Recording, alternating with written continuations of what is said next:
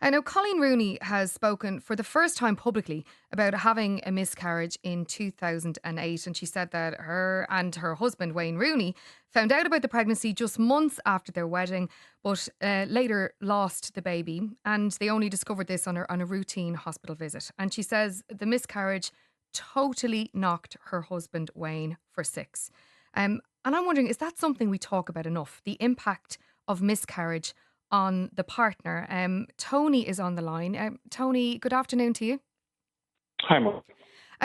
Is miscarriage something that you've experienced? Yeah, more than once, fortunately. I'm sorry. Our son is 8, and when we had him, it was fantastic, and there wasn't any issues. And we said, well, we don't want him to be on his own, so we'll try again.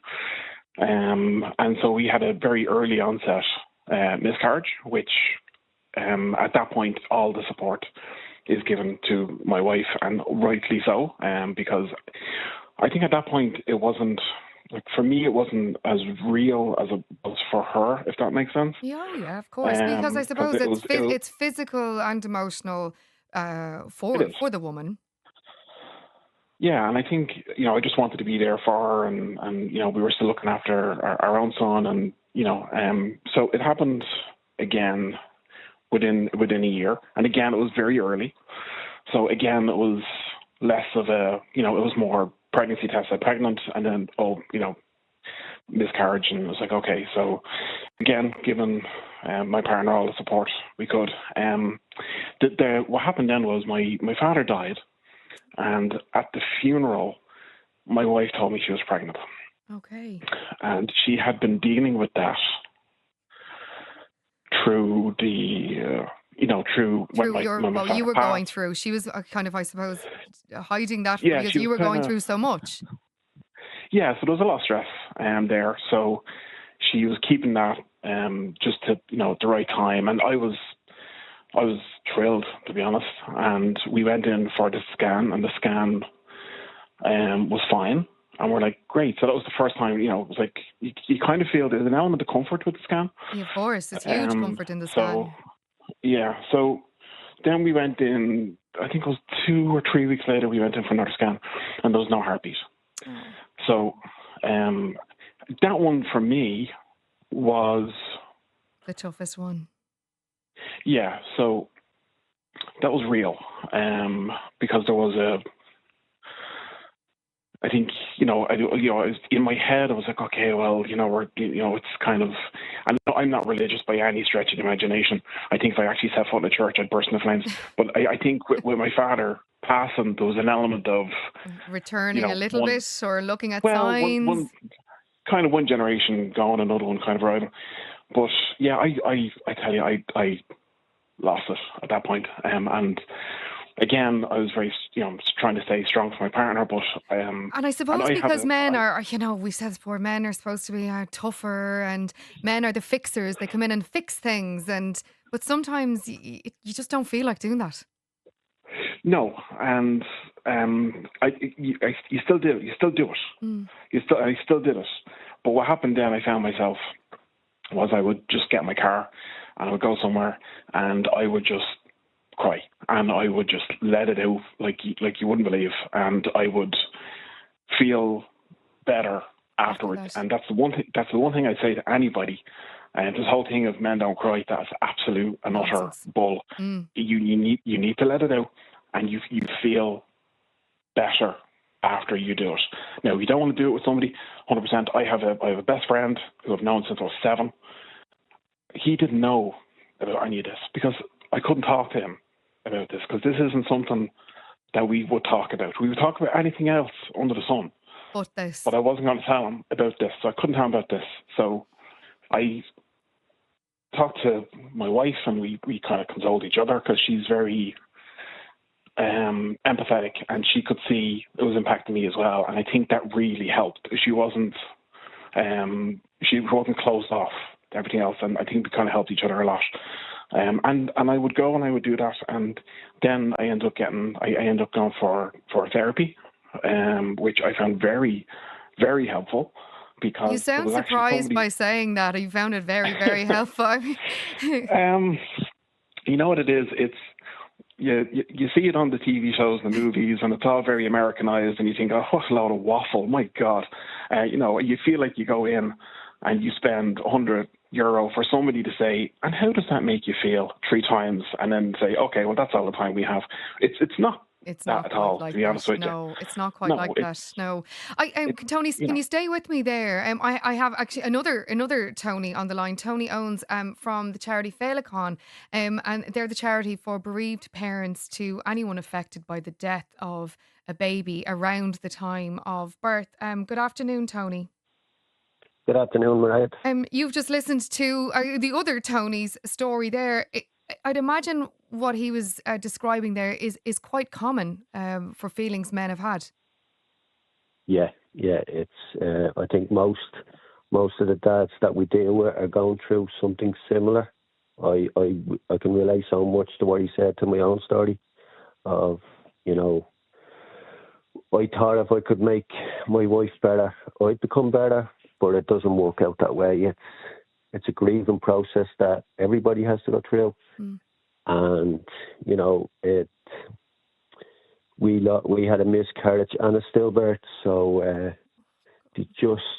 your world is just taken away from you, and while the mother is the most important person, it is devastating for the dads as well. Oh, completely. It absolutely is. And it's something that is so common. A miscarriage is so common because from day one, when you find out you're pregnant and your husband, your partner is delighted as well, you start planning out, oh, well, the baby will be born for Christmas, or oh, that baby will be born in June. That'll be a lovely summer with that baby. The calendar moves on before you have gone beyond maybe a certain few weeks in your pregnancy.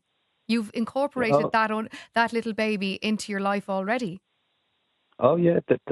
Once you find out you're pregnant, that your story has begun, and you're planning it.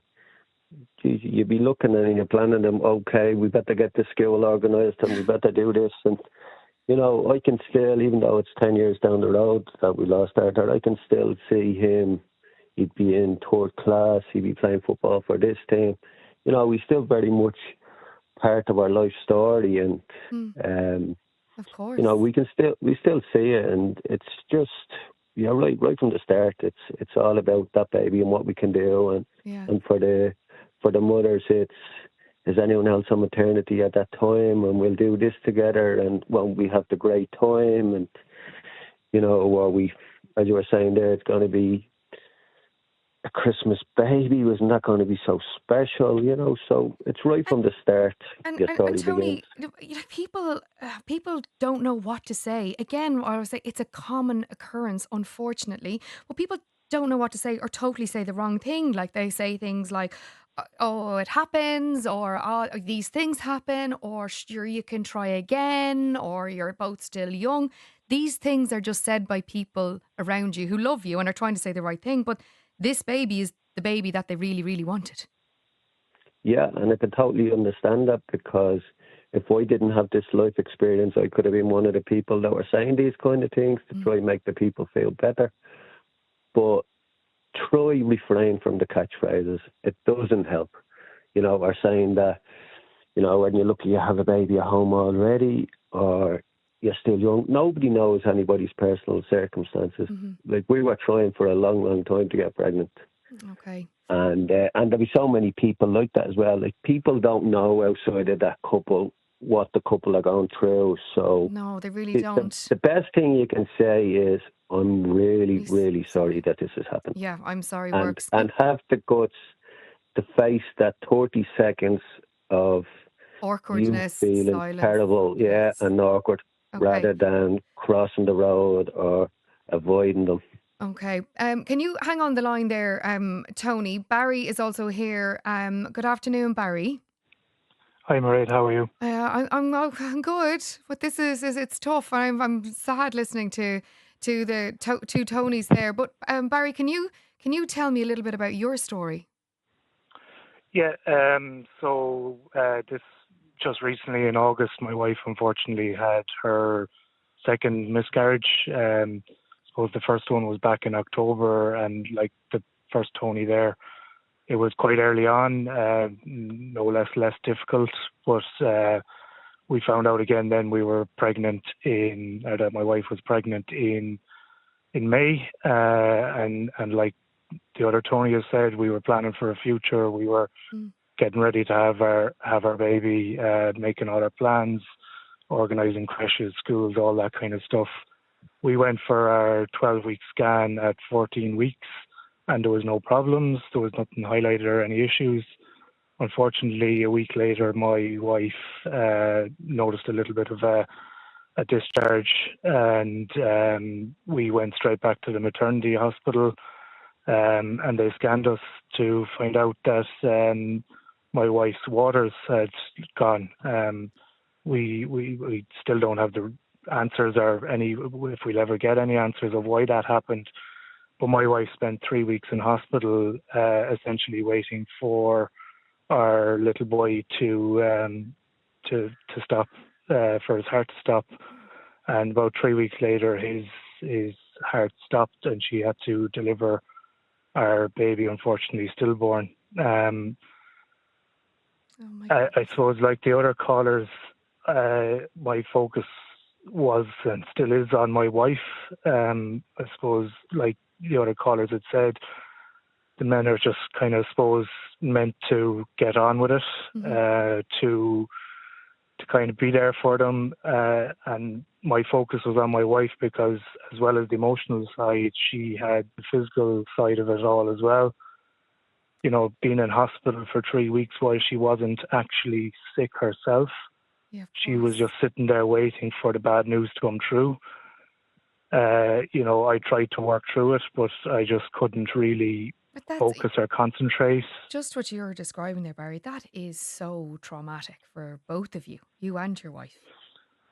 It was, and it still is. I suppose that happened in August. It's only 3 months later. I suppose one of the most difficult things we're finding with it is that life moves on, people move on. You know, while people were there to support us and grieve with us in the first couple of weeks, the texts and calls and the how are you and how are you doing, like Tony has said there, has all kind of not stopped, but it's not as frequent as it was, and people maybe don't understand that we're still grieving. Of course, yeah. I suppose for me,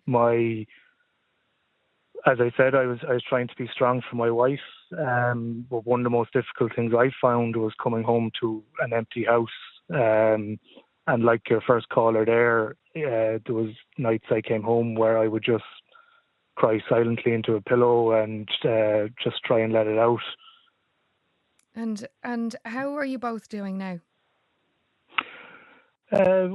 We're doing better. You know, people like Tony and Féileacáin have been a big help to us, even though we haven't availed of their counselling or whatever it might be just yet.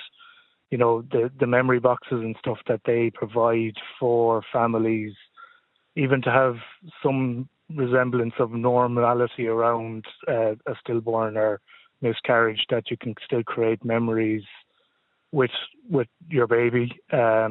Actually, Barry, there's a beautiful text in here about that. The work of Féileacáin is unrivaled. Please thank Tony for the work he does.